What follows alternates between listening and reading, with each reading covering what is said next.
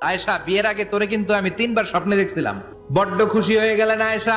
এরপরে বললেন, 3বার স্বপ্ন দেখার পরে তোমার ব্যাপারে মনের মধ্যে কেমন কেমন যেন ভালো লাগে। তারপরে একটা ছোট্ট কাগজের মধ্যে, জান্নাতি কাগজ, রেশমি কাপড়ের মধ্যে তোমার চেহারাটা এনে জিব্রাইল বললেন, দেখেন নবী কেমন লাগে। আমি কইলাম, ভালো লাগে। কার মেয়ে? আপনার বন্ধু আবু বকরের মেয়ে। বিয়ে করবেন নাকি?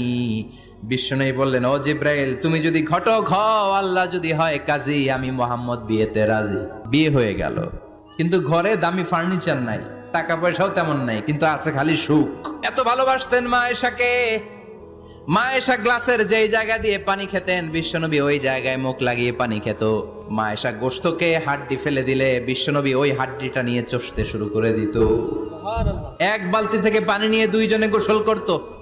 আবার বিশ্বনবীর সাথে সাথে মাঝে মাঝে বায়না ধরতো, মাঝে মাঝে রাগও করতো। বিশ্বনবী বলেন, আয়েশা, কখন তুমি রাগ করো, কখন তুমি আমার